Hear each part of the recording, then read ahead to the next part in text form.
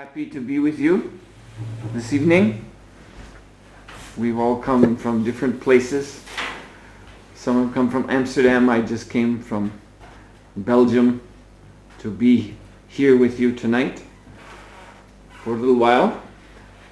And we just want to do something very simple. We'll start with, well, this is actually a form of meditation that we're going to do. But when we use this word meditation, then people think of something, sitting silently. But actually this is meditation through music. And this is with traditional Indian instruments. This is a Indian harmonium, something like an accordion, but it sits down. It has bellows and a keyboard. And back there, Avatuturoy, he has a kind of drum, two-headed drum, which is called the mridanga. And this is from the Sanskrit language. And it means, the word mridanga means a drum made of earth or clay. This blue that you see, this is actually baked clay. And so it makes a very interesting sound. And then in addition to that, we have kartals. Do we have? Yes? These are little hand cymbals. They make a bell-like sound. So these are instruments that are well known in India. Everywhere you go in India, you'll see people playing these instruments. And the singing that goes along with this music is called kirtan. And the root kirtan means kirti, means to glorify, to celebrate. So it's a joyous form of meditation. It has a spiritual purpose. It's not just music, to dance to. Well, although we also dance to it. But it's not just for purposes of entertainment. It's actually a means of purifying our mind and our heart and bringing us into direct contact with God. In the Sanskrit language, you'll find interesting because you know this word yoga. Everyone's heard of the word yoga, but often we think of this word as meaning, some sort of gymnastic exercise or something. You sit in some posture, and in this way you get slim, you lose weight. That's what we think yoga is. It's just a physical exercise. But in fact, the word yoga refers to connection. So it is by this kirtan that we enter into a connection or relationship with the supreme spiritual consciousness, whom we address as Krishna. Now, we're not saying when we address God by the name Krishna that this is the only name of God. Please don't misunderstand that. We understand God to be an unlimited person. He's a person. But generally we think of persons as limited, that here's a boy, 27 years old, and that's what he is, But God is a person that is unlimitedly, has unlimited aspects of his personal being. He's simultaneously young and old. And anyway, the word Krishna means, in essence, all attractive. God is so wonderful that he's all attractive. And he has unlimited names because he's an unlimited person. So these names are found in all the different scriptures of the world. So we like the name Krishna because it is so sweet. We get a special satisfaction from chanting the Hare Krishna mantra, but you should not and then conclude, these people are for Krishna and not for Jesus or for Buddha or for any other name. In fact, we accept all of these names as names of the divine. And we just encourage people to explore the names of God, to chant the names of God. Even in Christianity, in Orthodox or Eastern Christianity, there is a discipline of chanting the name of Jesus on beads. So we have beads. Each one of us here has beads, and on these beads we chant the name Krishna. And again, this is a form of, very ancient form of meditation. And we're people just like you. I mean, please don't think because we're dressed differently and we have a different hairstyle that we landed from Mars. We're from just somewhere completely else, and we have a completely different experience of life than you do. All of us here started off in the same type of education and society, family upbringing as you have had. I'm originally from the United States. I grew up there, so I'm not from India. So why did I take to this Krishna consciousness, this chanting of Hare Krishna? And simply because there is a taste, a pleasure involved in this, which has taken me beyond anything else I've ever experienced. And that's why I've been doing this. I started this in 1970. I think most of you here were born after 1970. So as long as you've been alive, I've been a Hare Krishna or longer. So there's a reason for this. I mean, and the reason is not that I hope it's not simply that I'm, a religious fanatic, or I'm, easily brainwashed or whatever. At least my subjective reason why I've stuck to this all these years is because I find the greatest happiness in it. So this is our approach to religion. Actually, religion, it really has the same meaning as yoga. I told you yoga means connection or link with God. And that's the original sense of religion too. Re means again, ligio means to connect. So in Europe, in the Western world, you see there's been, I don't know, one Christian told me, I'll quote him. Please keep in mind, this is not me speaking, I'm quoting a Christian, a very serious Christian, who I was once having a discussion with. And he told me, he said this to me, he said, the history of Christianity in Europe, he said, is a horror story. This is what he told me.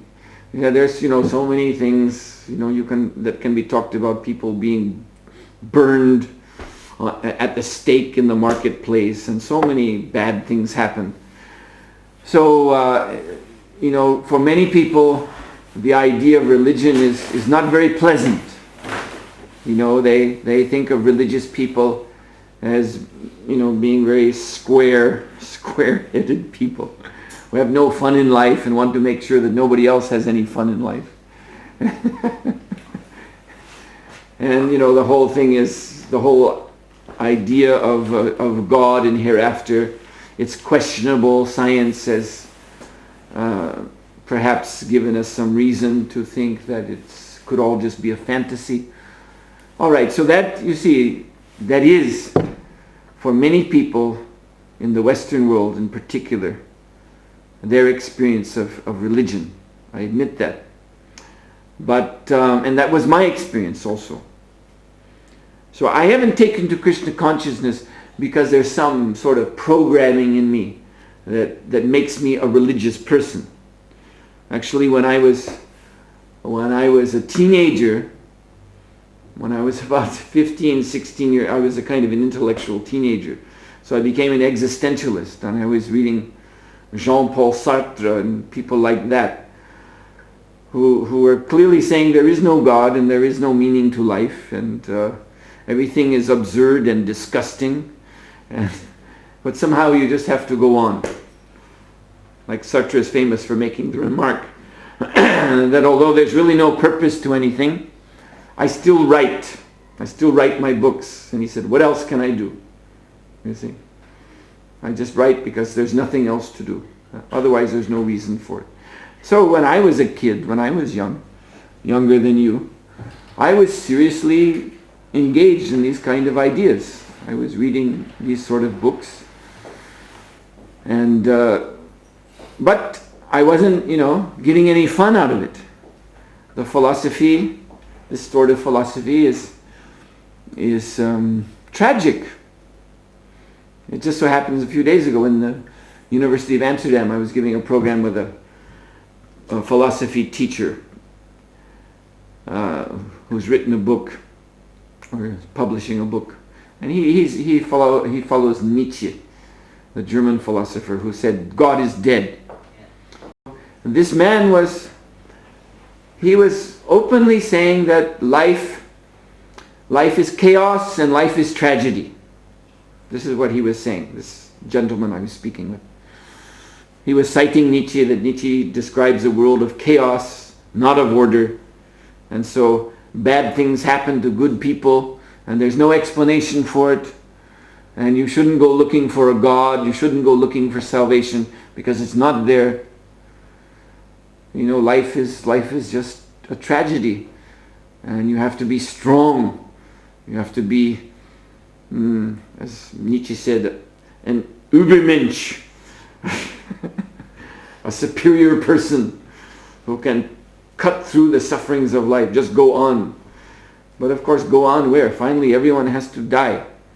And so, from the long-range view, it's rather pointless. You see? And besides, Nietzsche himself, he ended up a madman the last 10 years of his life. He was insane.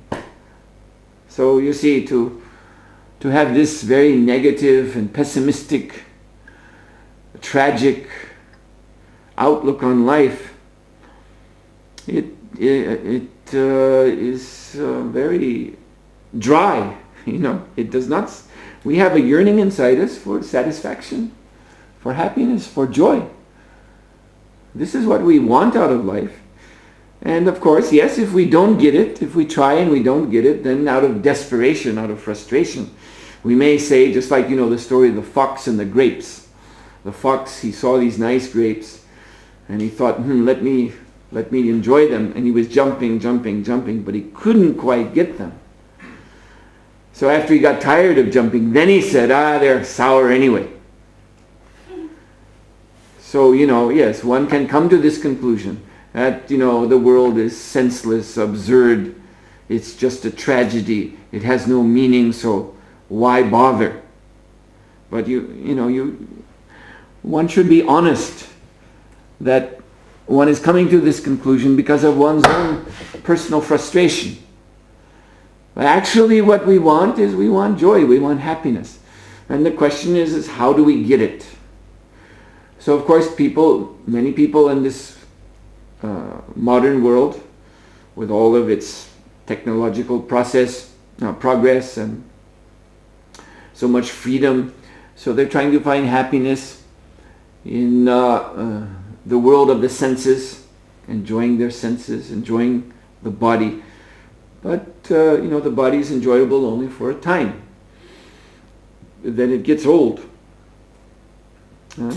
And as one gets older, one actually loses one's power to enjoy.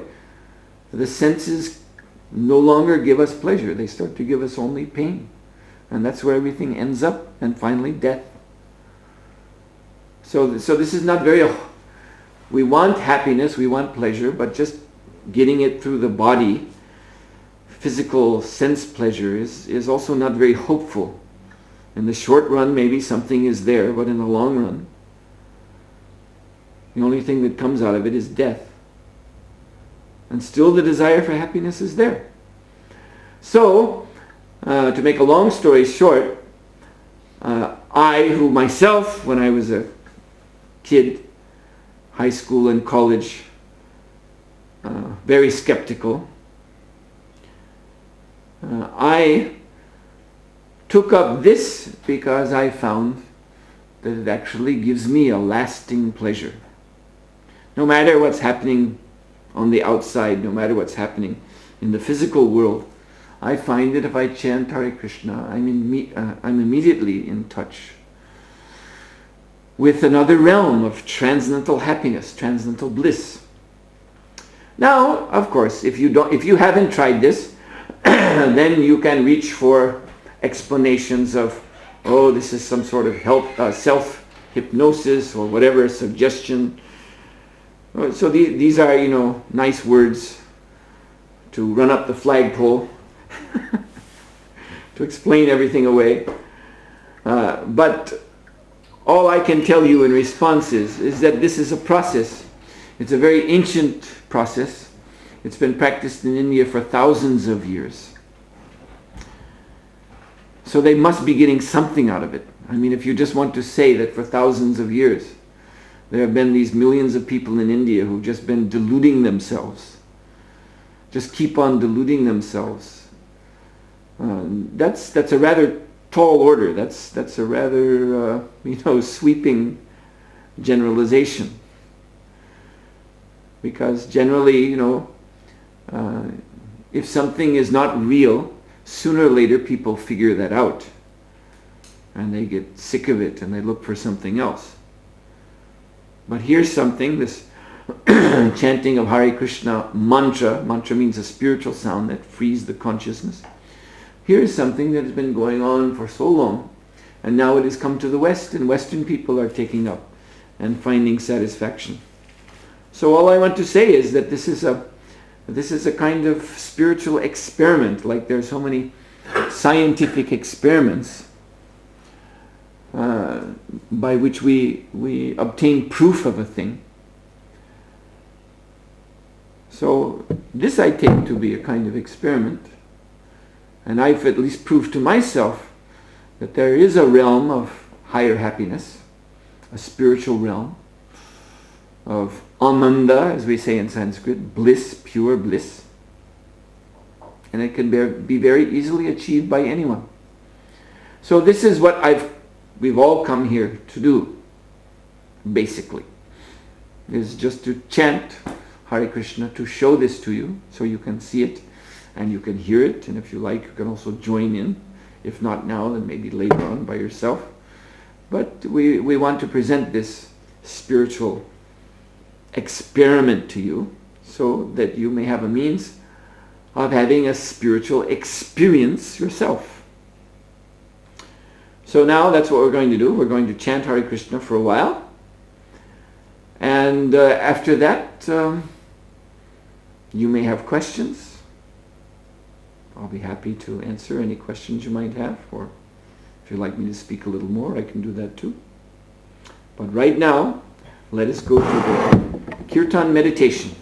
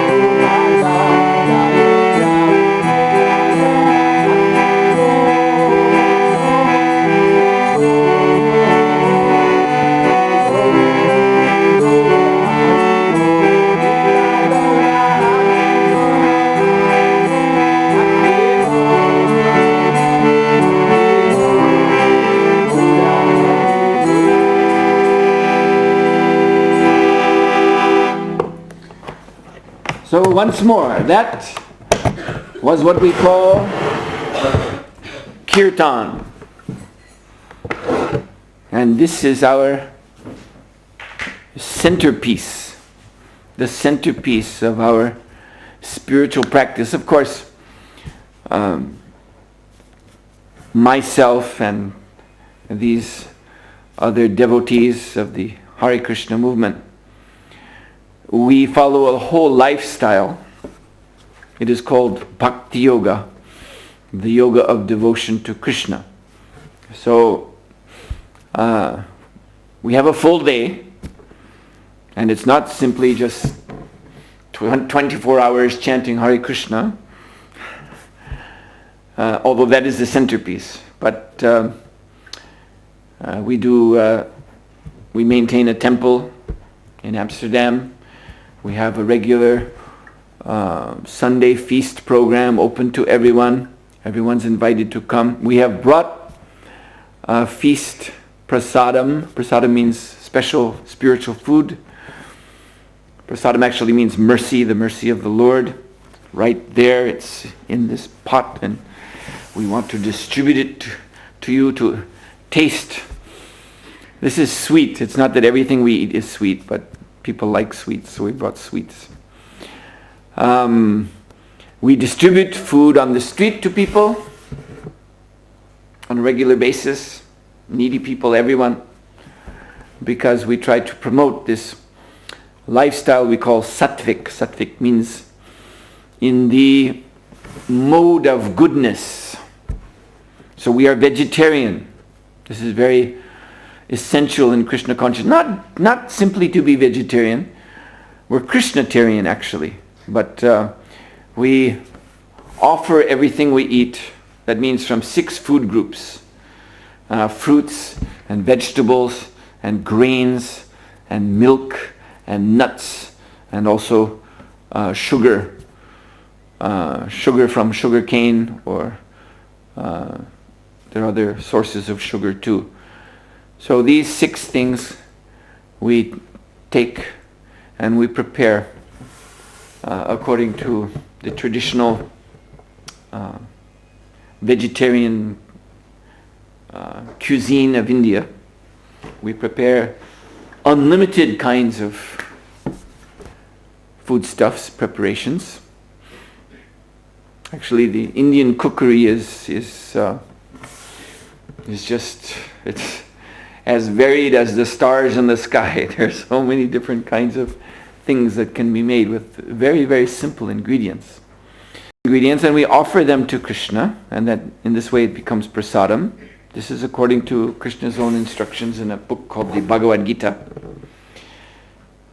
What we offer to Krishna, pure food, then Krishna accepts, and by accepting he removes the karma from it. Because maybe already some of you are thinking, because often we get this argument, well, if you're vegetarian, but still the vegetables have life too. And if you eat a potato, that means the death of that potato. Well, obviously, even if we just limit the argument to this, potato versus chicken, there's a big difference. I mean, potato doesn't run away from you. When you bring out the knife, it doesn't start screaming. When you cut it, it doesn't bleed. It doesn't go into death convulsions. A potato may be giving up its life, but it is definitely a lot less gruesome than to take the life of a chicken or some other creature. So this is already, from an ethical point of view, not a very good combination of ideas to make an argument with. Well, chickens, potatoes, what's the difference? Well, there is a difference. And one has to have a little bit of a human heart, just a little bit of a human heart to understand that there's quite a difference. But all right, we won't argue. Actually, we won't argue that if you cut up a potato, you're taking a life that is within that potato.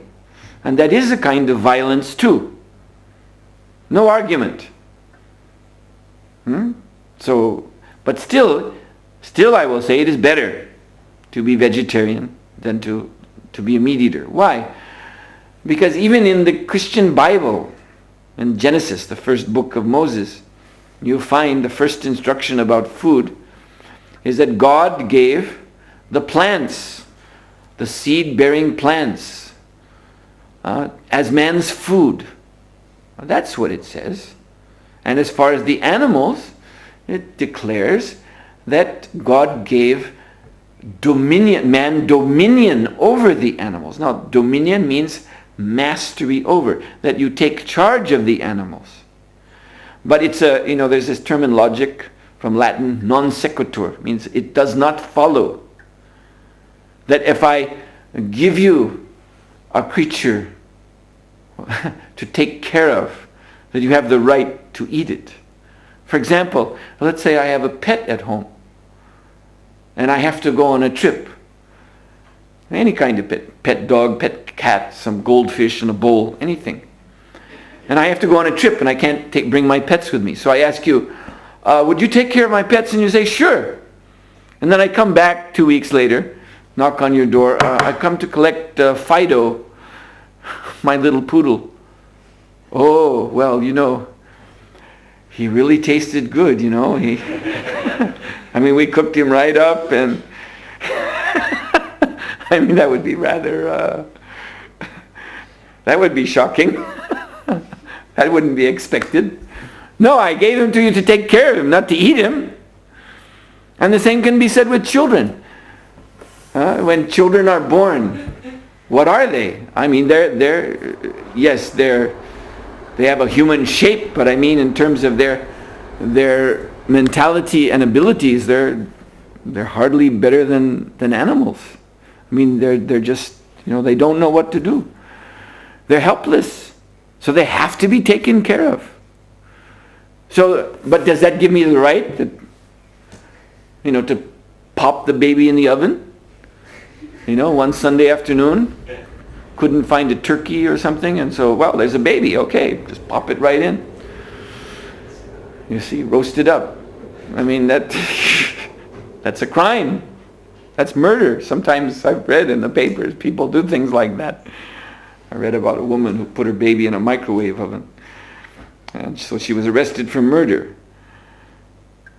So when it says in the Bible, of course one can say later on there were other things, there have been other instructions given. But originally when the world was new and pure, the original instruction was man should be vegetarian and should take care of the animals. The animals help us grow in the original old agrarian culture before there were tractors and such things. You used to hitch your plow up to horses or to bullocks and plow the field with the help of the animals. That's what it did. That's the instruction that's given originally. So then later on, you can see that if you read the Bible carefully, that there was a series of compromises. That later on, man became more fallen and wanted to eat meat. So then God gave some conditions. All right, you can eat meat, but it has to be slaughtered in a certain way, and you have to press all the blood out of it. This is Old Testament, the kosher rules, which people of the Jewish religion still follow. So they try to get rid of all the blood in the meat. Otherwise, it's warned, one drop of blood, and that's a terrible sin. So we see that meat eating was not actually encouraged by God, it was discouraged. He put so many rules attached to it. And that's even in the Christian Bible. The Jewish and Christian Bible, even we find it there. But I haven't come to talk to you about the Bible. I've come to talk to you about the Indian or Vedic religious tradition. And there, vegetarianism is very, very clearly recommended. So this is my first point, that it is better to be vegetarian than to be a meat eater. It is in harmony with the plan of this world that human beings take vegetarian food, and there are even modern arguments for this. If one studies the human saliva, the saliva that flows in our mouth, we find that it does not resemble the saliva of carnivorous creatures. but it is more like the saliva of cows and horses. Our stomach also is more suited for digesting vegetable matter than it is for meat. The meat-eating creatures, they have a very short digestive system, which is very highly acidic. The meat goes through their bodies very quickly because it rots. See, meat very quickly goes bad. So dogs and cats, these kind of animals, they eat and the stuff goes right through. You see? They have very powerful digestive system which just extracts the nutrients and gets rid of the waste as fast as possible. But we have a digestive system like vegetarian animals. We have an intestine which is 3 times longer than our body. So whatever you eat is going to stay in there a long time. Now that's okay if you're vegetarian, but if you're a meat eater, it means you got meat in there that's rotting, becoming poisonous. And recently they have found that meat foods are carcinogenous. They're cancer causing. And so even now medical doctors, they may not go all the way and say you should become vegetarian, but they say you should eat much more green, leafy vegetables and things like that to reduce the risk of cancer. And this you can find in worldwide distributed news magazines. Recently I saw a cover of Newsweek magazine, a famous English language international magazine, and they were advocating this. Yes, you have a question? They don't really agree about that. They're debating about that. Well, they debate about everything. Some things are just plain so. They have already agreed on that, like laws, physical laws. But No, they haven't agreed on physical laws. I'll tell you, now I'm going to tell you something, since you brought that up. Let me tell you about modern science. Modern science is a very uneasy combination of 3 absolutely different understandings of reality. First, there's the Newtonian laws, classical physics, which does not at all go together with the laws of relativity of Einstein, which in turn does not at all go together with quantum physics. They're searching for what they call a TOE, theory of everything, TOE, theory in which they can combine these 3, but they have so far failed. So what we call the monolith of modern physical laws is no monolith at all. It's a very uneasy, pasted together, taped together, stapled together combination of 3 very different viewpoints of what this world is. And that's a fact. You want to talk about fact? That is a fact. Yes? But it's also a fact in those physical science fields, the laws are accepted as true until proven wrong. So in physics they don't say the laws are correct. Yes, well, this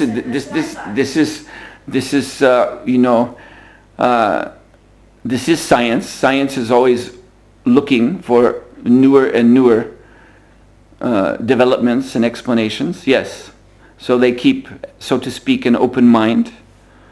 And the most honest scientists, they say that everything that we think we know today, in 50 or 100 years, may all be proven false. There's a philosopher of science called Karl Popper. He's quite well known, and this is his position. His position is that we can never really truly say within science that we ever know anything at any point.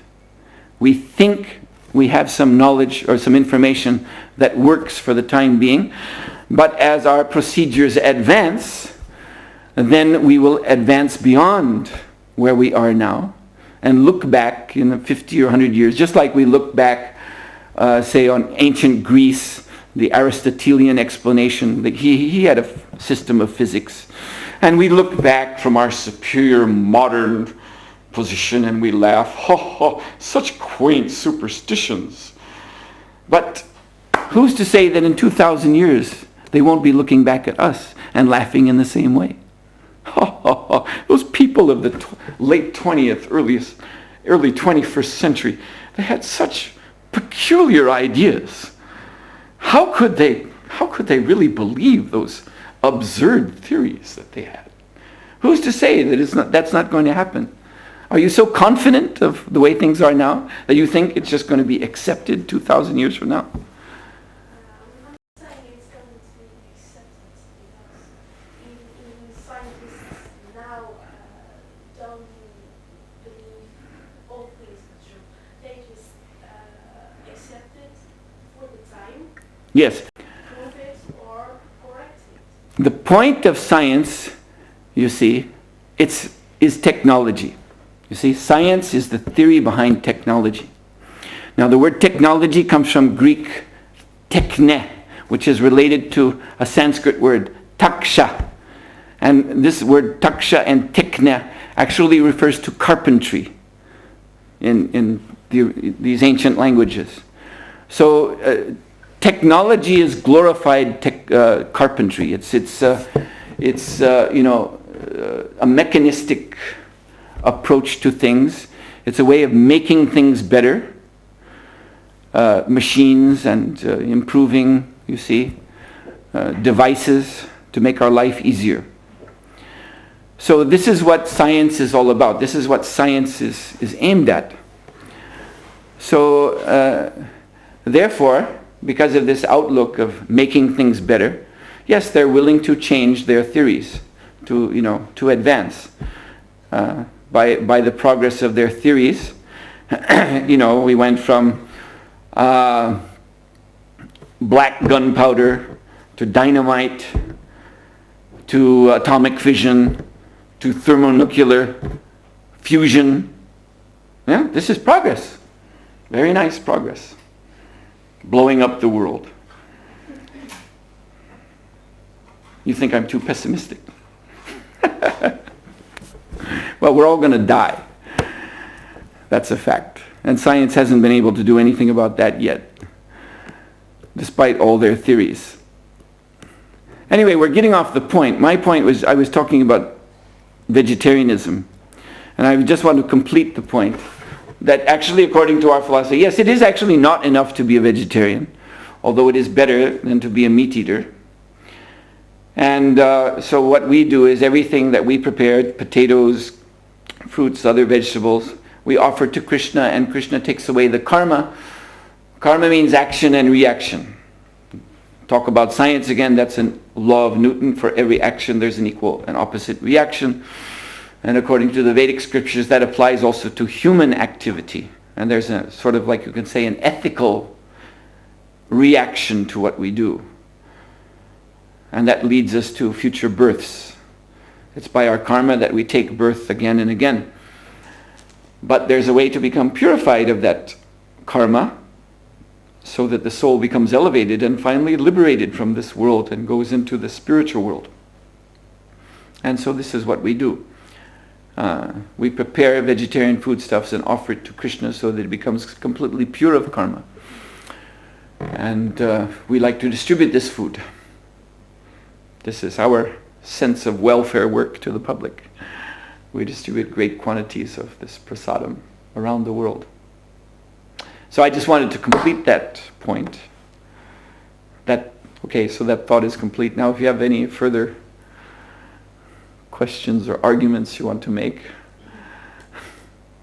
Well, actually, yes, you just quoted Popper, which is a great philosopher. But he goes on after your argument in saying that religion itself is just exactly the same way, trying to state things about the nature of the world, and is in itself just in the same way not really getting an answer which can be proven right. Yes. Maybe in 20 centuries time. Well, We'll look back and say, the Christians of the 21st century. let me make a point on this. I have read Popper and read about him. And I think his position most accurately is that he is dealing with science. So religion is outside of science. Religion is not subject. It's, by its very premise, not subject to scientific examination. So therefore there is a different set of, we have to look for a different set of rules if we want to get into the business of, judging or experimenting with religion. Because he says that, science is suitable for this physical world, and religion talks about something else than this physical world. So if one is a materialist, then that's enough. All right. So religion is about something beyond the physical world, and I'm not interested in anything beyond the physical world. So end of story. Just close the subject matter. But our view, looking into the way we look at things, is that we consider there is, just like there is a science, taking a simple definition of science for material things, of testing, experimenting. You have a theory, you have an idea of how something works or how it could be, and you test it. And if you actually get the result that you expect, then that sort of validates that theory. That means the theory is workable, you see. It may not be, and probably isn't, according to Popper, an absolute truth, but at least it works for the time being. Later on, we may find a better way of accomplishing this task. And so then that theory and that whole process becomes obsolete. Just like there used to be the telegraph and Morse code. And that was the way you did long distance communications, deet, deet, deet, deet, deet, deet. And, but now that's obsolete. Nobody learns Morse code anymore, as far as I know. And now they have new systems to replace that. So this is how science goes. So just taking this basic premise of an idea, a theory, a philosophy, and then a means to test it, to see if a predicted result actually comes about. We say there is such a thing in the religious realm too.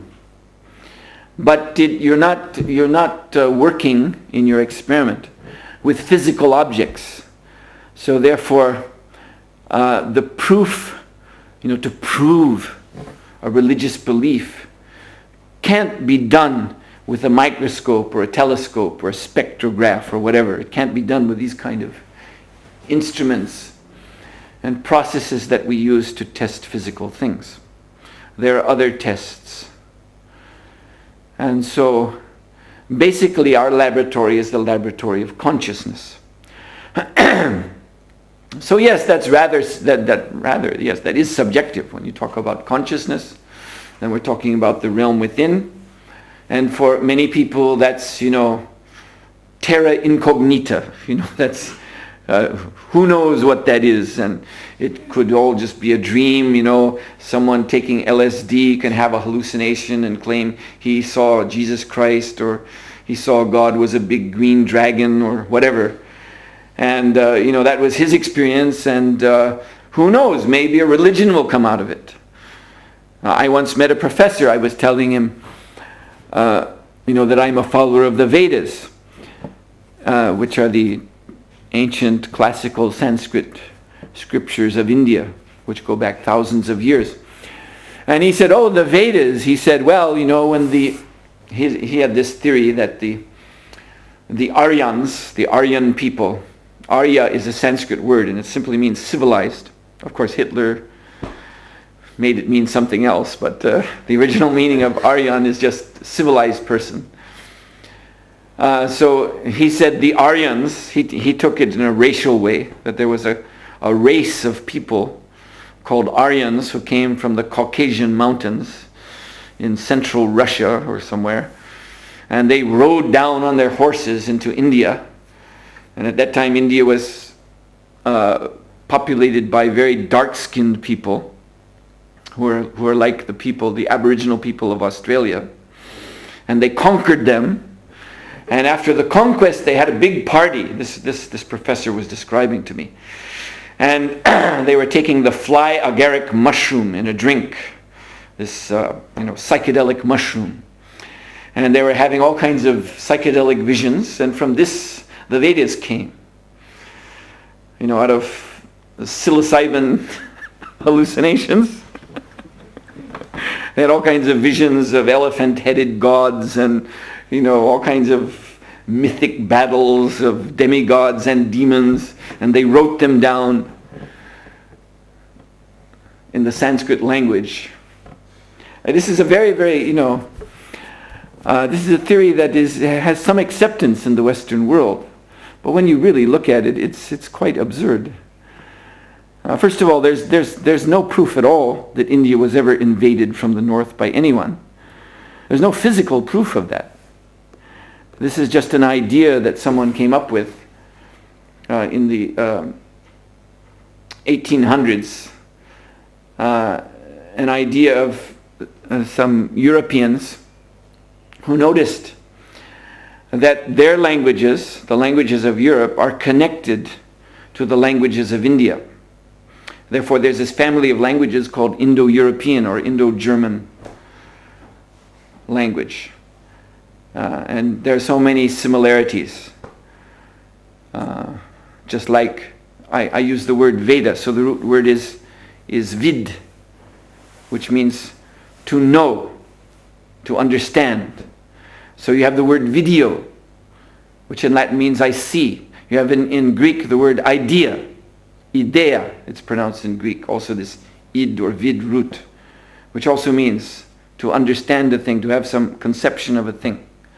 So there's so many, many, many, many ways in which it can be shown that the languages of India are in the same family as the languages of Europe. So when the Europeans first went to India in the 1700s, their initial impression, the initial things that they were writing, was that, wow, European civilization comes from India. Because they saw the Sanskrit language, this language that these stoned Aryans and their apparently they were something like the Vikings. So you can imagine they were wearing these helmets with big horns and drinking this intoxicating hallucinogenic beverage from their cups and raving poetry. It just so happens that this language of the Vedas, which is supposedly spoken by drunken, intoxicated barbarians, is the most sophisticated language in the world. Modern computer programmers have said, hey, the most natural, the most easy language to use to program computers is Sanskrit. Someone why make up a language? Why make up, C++ when you can just use Sanskrit? It's already there. It's been there for thousands of years. It's Sanskrit, the Samskrita. It means perfected. It's a language that is completely logical. All the grammar, all the syntax, all the word endings are completely logical. Unlike, say, English, where you say, I thought I would cough, through and through. All these words are spelt the same, but pronounced so differently. Cough and through, O-U-G-H. But sometimes you say oo, and sometimes you say oh, and sometimes you say off. The same spelling. This is English. It's completely, not according to any set pattern. So anyway, these people, these original Europeans who went to India in the 1700s or 1600s, their first impression is that our culture, our language must have come from here. But later on, with the rise of nationalism in Europe, then this idea became politically incorrect. And then it was politically correct to think, no, civilization starts from Europe. And the Germans, especially who studied Sanskrit deeply, they tried to make very persuasive arguments that civilization began in Germany. And the Aryans started in Germany. The whole Aryan language begins in Germany. And that developed into a kind of political mysticism called Nazism, with Adolf Hitler at the head of it. And, the whole nasty history of that. So this, this idea of Aryans coming from the north, invading India, civilizing it, so to speak, composing the Vedas in an orgy.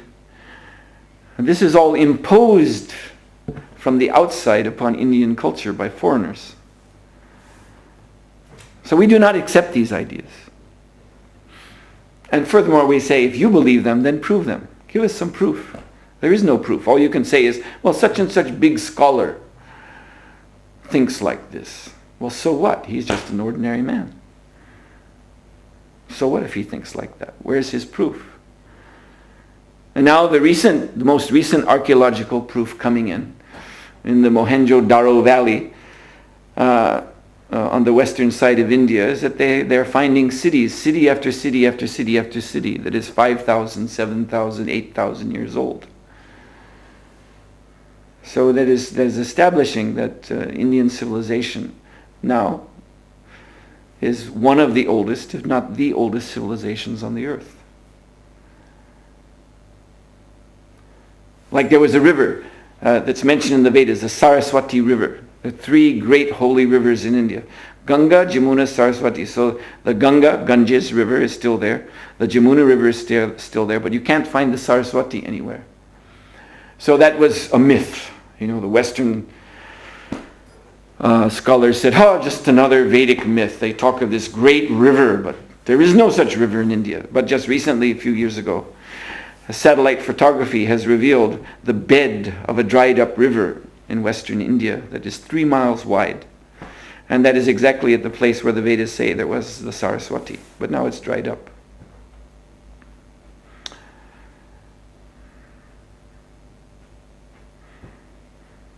So anyway, Vedic culture is very ancient and very venerable.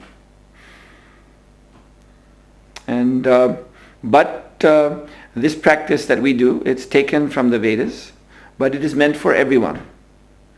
Anyone can take it. You don't have to be an Indian. I'm not an Indian.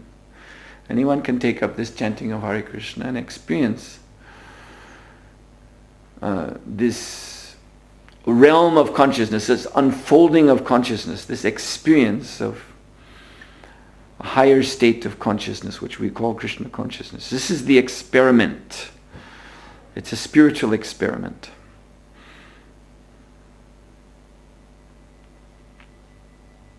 Anything else?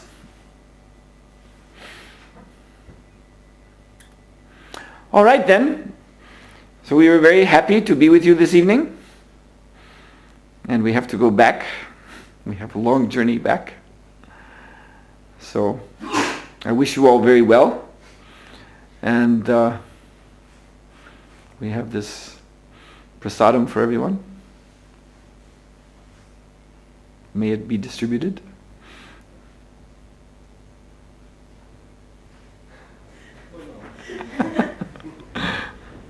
Okay. Thank you. Hare Krishna.